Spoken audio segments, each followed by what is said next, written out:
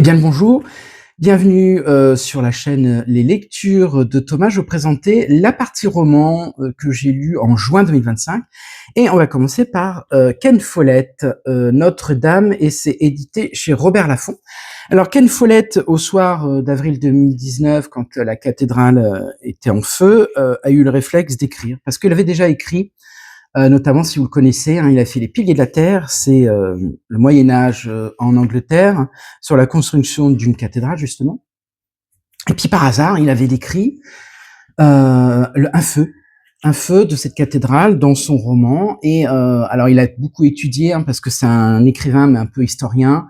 Il a beaucoup étudié la construction des cathédrales et il s'était dit aïe aïe aïe aïe aïe, la Notre-Dame là est en train de brûler et si ça atteint les deux tours, elle va pas résister. Il avait très peur. Donc ça lui a suscité un livre, Notre-Dame, et ce livre donc, alors il fait pas l'historique, il prend des points essentiels à la fois historiques mais à la fois littéraires, parce que vous avez des écrivains tels Victor Hugo dans Notre-Dame de Paris qui a écrit, justement, Victor Hugo a écrit un passage où il y avait le feu à Notre-Dame, voilà, prémonitoire. Et donc, Victor Hugo nous dit, je vais vous lire un petit peu, tous les yeux s'étaient levés vers le haut de l'église. Ce qu'ils voyaient était extraordinaire. Sur le sommet de la galerie la plus élevée, plus haute que la rosace centrale, il y avait une grande flamme qui montait entre les deux clochers, avec des tourbillons d'étincelles, une grande flamme désordonnée et furieuse, dont le vent emportait par moments un lambeau de la fumée. Voilà, donc c'est Ken Follett, c'est Notre-Dame, donc c'est un petit livre, hein, voilà, c'est vraiment pêle-mêle, il a écrit comme ça dans l'urgence, dans l'émotion, et franchement, c'est chez Robert Laffont, franchement, moi je vous le conseille, il est pas cher du tout, et c'est une bonne lecture, très très bien. Passons maintenant dans ma revue japonaise. Donc j'ai deux romans, d'accord, donc celui-ci déjà, c'est, vous savez, c'est le 3e tome du restaurant des recettes oubliées à la carte. Donc c'est chez édition Mani, et c'est de Hisashi Kashiwai. Voilà. Et donc ça nous décrit pareil, donc c'est le 3e tome. Alors je vous conseille, lisez-le tranquillement, faites chapitre par chapitre. Voilà, vous le prenez, vous faites un chapitre par jour, un chapitre tous les jours, parce que c'est toujours la même redondance, c'est toujours la même le fil conducteur, hein, dans chaque chapitre.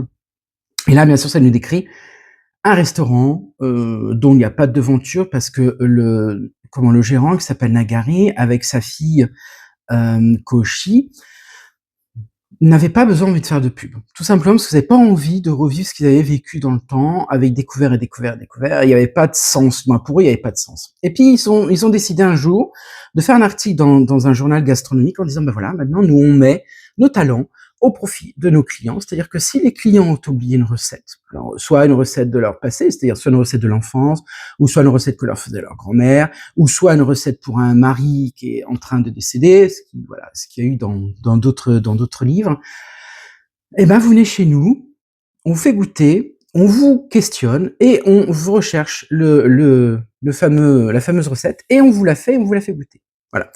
Donc je vous dis, hein, c'est le même processus. Donc ça, c'est le 3e livre. Honnêtement, il y a un intérêt, comme c'est l'intérêt de savoir qu'est-ce qu'on mange au Japon. Cet intérêt-là. Alors, dans les premiers tomes, il y avait des choses que nous, on n'est pas habitués à manger, style des tortues. Et puis donc là, on découvre beaucoup de légumes, beaucoup de champignons. Franchement, c'est frais. Honnêtement, alors je dis pas que j'ai faim, hein, quand je lis, pas du tout, mais au contraire, c'est une curiosité culinaire et gastronomique.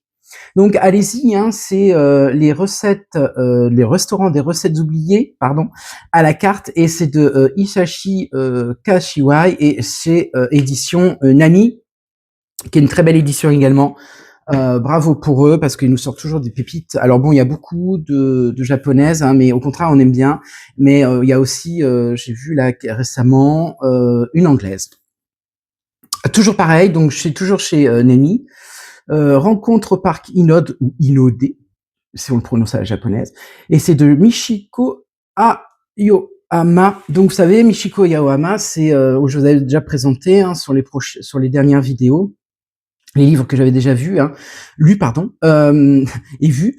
Et donc c'est toujours, moi j'aime beaucoup, hein, cette écrivaine, j'aime beaucoup, parce que voilà, elle décrit le Japon actuel, des personnages que vous pourriez côtoyer si vous étiez au Japon. Et là, elle nous parle d'un parc qui est dans un quartier et toujours pareil. Alors, soit les gens se croisent ou ne se croisent jamais, et c'est à partir de là. Et le parc est central. Et dans ce parc-là, vous avez une grande figure qui est un hippopotame. Et quand, paraît-il, vous avez mal, par exemple, à la jambe, vous allez toucher la jambe de l'hippopotame et c'est guéri. Voilà. Et là, il y a plein d'histoires. Donc, chapitre correspond à un personnage. Et moi, j'aime beaucoup. Franchement, c'est frais. C'est un peu, je dirais, spirituel, mystique, sans trop l'être non plus. Et c'est vraiment une histoire de quartier, comme vous pourriez vivre à Paris, dans les grandes villes, ou alors en campagne. Et franchement, c'est très très beau. Une écriture concise, simple, fluide. Vous tournez les pages au fur et à mesure. Vous lisez ça, allez, une après-midi, quoi, un après-midi. Et puis c'est très beau. Franchement, c'est très très beau. Euh, Allez-y, quoi. C'est rencontre au parc Inode. C'est de Imishiko Aoyama, pardon, et c'est chez l'édition Nami. Parfait. Et puis le dernier, alors je me suis fait toute la collection de cet auteur parce que je me suis dit pourquoi pas. Il a eu un prix concours il y a 2 ans, donc en 2023.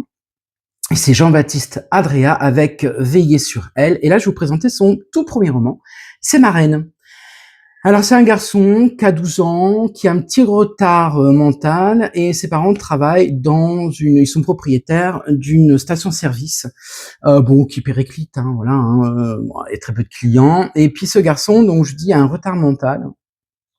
Un jour, il se décide, il en a marre de la protection de sa mère, de l'ignorance de son père, et il décide de se sauver. Donc, il fait son baluchon, et il se sauve juste au-dessus, hein, de la station-service. Et puis là, dans ses errances dans les champs, parce que c'est pratiquement en pleine campagne, hein, dans les champs, il croise une fille.